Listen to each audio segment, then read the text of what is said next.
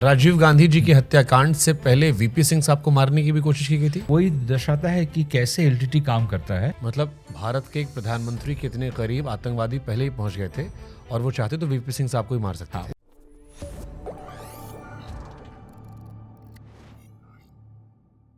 ये सच है सर कि राजीव गांधी जी की हत्याकांड से पहले वीपी सिंह साहब को मारने की भी कोशिश की गई थी। नहीं, वो मारने का कुछ नहीं, वही दर्शाता है कि कैसे एलटीटी काम करता है। वो एक ड्राई रन था। मतलब कि अभी हम एक बहुत बड़ा असैसिनेशन करने जा रहे हैं, तो हमारा जो प्रोसीडियर है ये कितना फुल प्रूफ है ये हमें जानना है। तो हम पहले एक ड्राई रन करेंगे। टेलीविजन चैनल होता है ना, पहले ड्राई रन होता है, उसके बाद तो एक ड्राई रन था। वो उस ड्राई रन को फिल्म किया जाता है। फिर वो फिल्म जो है वो जाएगा जाफना, वहाँ बैठ के सब देखेंगे कहाँ गलती हो रहा है, सब लोग अपनी अपनी जगह पे स्ट्रेटेजिक पोजीशन पे है कि नहीं, जिसका जो रोल है उसको वो निभा रहा है कि नहीं। मतलब भारत के एक प्रधानमंत्री के इतने करीब आतंकवादी पहले ही पहुंच गए थे और वो चाहते तो वीपी सिंह साहब को ही मार सकते हाँ, थे। उस दिन फ़र्क सिर्फ यही था between what happened to Rajiv Gandhi and what happened in the night when Dhanu went and touched his feet in the same fashion, कि सिर्फ उसका जो बॉम्ब था यहाँ वेस्ट, उसमें एक्सप्लोसिव्स नहीं था। वो टॉगल स्विच था, दो बार उसको ऑन करना था, एक बार उसको एक्टिवेट करने के लिए, दूसरा उसको डिटोनेट करने के लिए, वो भी उसने किया था। बस सिर्फ अंदर एक्सप्लोसिव्स नहीं था। तो हमने देखा सब कुछ, उन्होंने देखा कि कैसे इसको करे। ये सेम महिला थी जिसने राजीव जी। सेम पर्सन, ये धनु नहीं किया ये काम। तो हमारी सुरक्षा एजेंसी को बिल्कुल खबर नहीं लगी है। आई मीन ये तो बहुत बड़ा फेलियर है कि एक प्रधानमंत्री के करीब वो पहुंचकर ऐसा कर चुकी थी। से उनके लिए क्या है कि ये शो में बहुत अच्छी तरह डायलॉग में भी बोला गया है कि sometime it's very difficult to differentiate between कौन श्रीलंका से आया है और कौन लोकल है। तो मिल जाना इतना आसान है, इस तरह मिले हुए they are all living as locals. और उनमें से कई लोग बहुत पहले एक बार आ चुके थे एज ए रिफ्यूजी, कभी ट्रीटमेंट के लिए, कभी किसी को मिलने के लिए आए, चले गए। They are very familiar with. और जिन लोगों को सिलेक्ट किया गया उन लोगों की एक्सेंट में सिन्हलाज का इन्फ्लुएंस कम था। They sound like you and me, local Tamils. तो वो ये काम कर रहे थे और इतनी स्पेसिफिक टास्क इन्होंने सबको दिया कि तुम ये करोगे, तुम वो करोगे। और इसको नहीं मालूम, this is something called assembly line execution, कि हर के पास एक रोल है। Everybody is a player in the act but they don't know the end of it. That is how this whole thing was set up by Sivarasan. मैं पूरे procedure पर आऊंगा, लेकिन उससे पहले मैं आता हूं प्रभाकरण पर, क्योंकि प्रभाकरण ने 1990 में इंडियन गवर्नमेंट को दुश्मन मान लिया था। 87 से 90 हम लड़े और उसने मान लिया कि उसकी वजह से सब कुछ नुकसान हुआ और उसने कहा कि आईपीकेएफ जो है वो हमारी दुश्मन है। प्रभाकरण के बारे में थोड़ा बताइए। वो टेररिस्ट था, फ्रीडम फाइटर? बिकॉज मैंने कई अलग अलग जर्नलिस्ट से बात की है तो कई लोग अभी भी उसे फ्रीडम फाइटर मानते हैं कि उसे स्मार्ट गाय फ्रीडम फाइटर था। हमारे पॉइंट ऑफ व्यू से वो टेररिस्ट था जिसने हमारे देश पर हमला किया, हमारे देश के एक पूर्व प्रधानमंत्री की हत्या करवाई। प्रभाकरण के बारे में बताइए कि कई लोग उसकी बड़ी तारीफ करते हैं, चर्चाएं करते हैं उसके कैरेक्टर की। देखिए, अगर आप तारीफ करेंगे, चर्चा करेंगे, तो हालांकि विलन को लोग बिंजन वाले के बारे में भी वही कहा जा सकता है।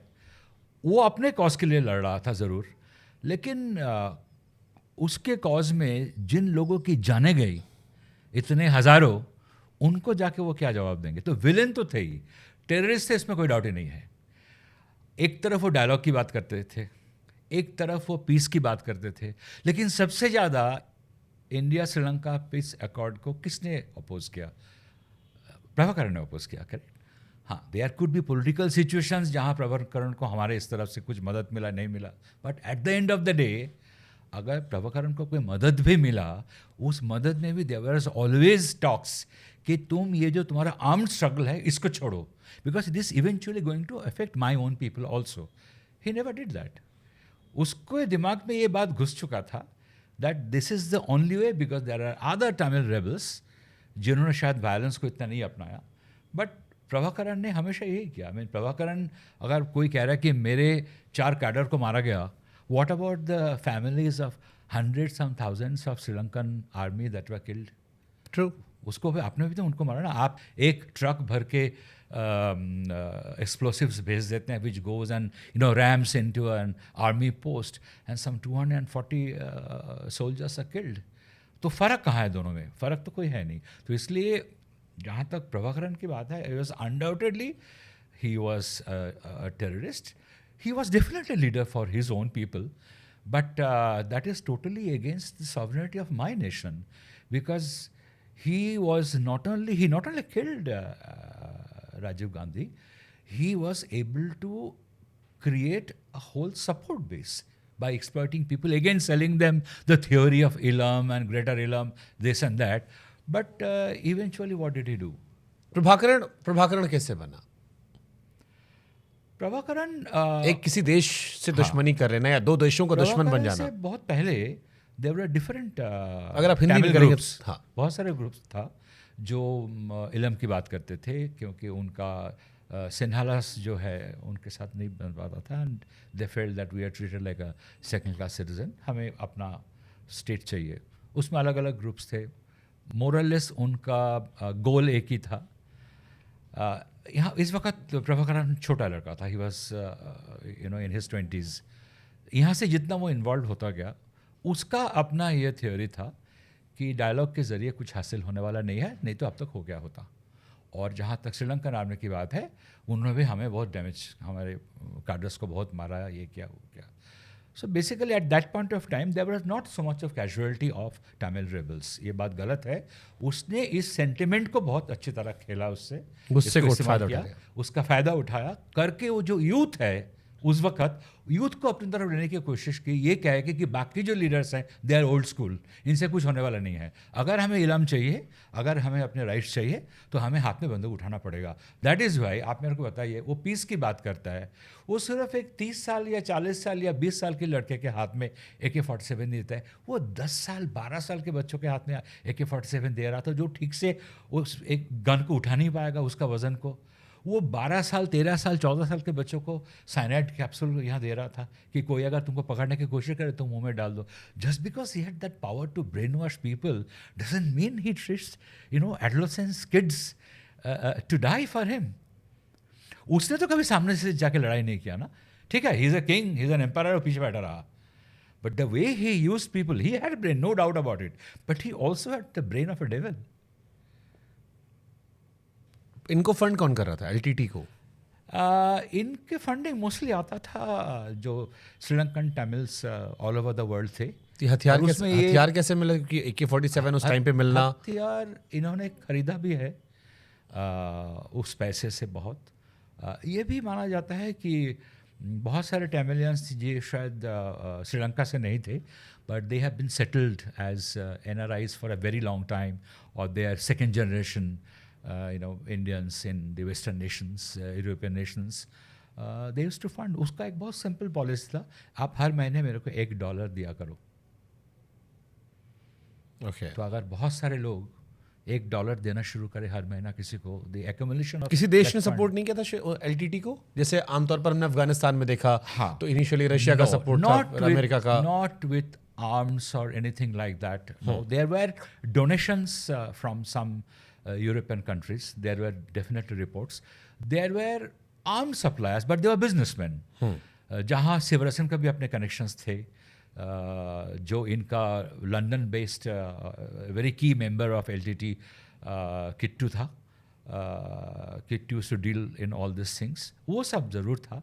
But at a state level अगर देखा जाए, there had been some donations and funds towards medical treatments and some organizations and all institutional funds. But apart from that, there are no reports of that the country is giving them arms or fund to fight. No. Okay. No, not really. ये घटना को कितने समय पहले decide कर लेगा sir? क्योंकि एक थ्योरी थी कि इलेक्शंस आ रहे हैं, इलेक्शंस में राजीव जी ने ऐलान कर दिया है कि अगर वो जीतते हैं, सरकार बनती है, तो इंडियन आर्मी फिर जाएगी। दोबारा जाने की बात क्यों थी? नहीं, वो राजीव गांधी ऐलान नहीं किया था। हुआ ये था कि जब चंद्रशेखर का सरकार, सबको मालूम था बहुत लंबा टिकने वाले नहीं है, कि वो कांग्रेस के सपोर्ट के ऊपर निर्भर कर रहा था। They only had 54 MPs। उसी वक्त से प्रभाकरण और पट्टू अमन की तरफ से कुछ एमिसरीज इंडिया में भेजा गया था। एक लंदन से आया था जिसका नाम, वो a banker, Arjun Siddhampalam, is a Sri Lankan based in London, और उनके कुछ अपने आइडियोलॉग्स थे, कुछ इंटेलेक्ट मेंबर्स थे, वो लोग आए थे, वो आके राजीव गांधी से मिले थे, बातचीत कर रहे थे, talking about peace. That is the time Rajiv Gandhi had said कि IPK वापस जाएगा या नहीं, ये आपके ऊपर डिपेंड करता है, depends on you. This was a message to Prabhakaran कि if Rajiv Gandhi which is likely वापस आते हैं सत्ता पे, तो IPKF इसके मतलब दोबारा श्रीलंका में आ रहा है, and we could be back to square one. एंड IPKF को भी पता चल गया हमारा स्ट्रेंथ कितना है, तो इस बार शायद जो होगा, the bout of attacks will be far bigger, far greater. उसी वक्त उसने, I mean it was kind of a decision taken that फिर राजीव को प्रधानमंत्री बनने से रोका जाए.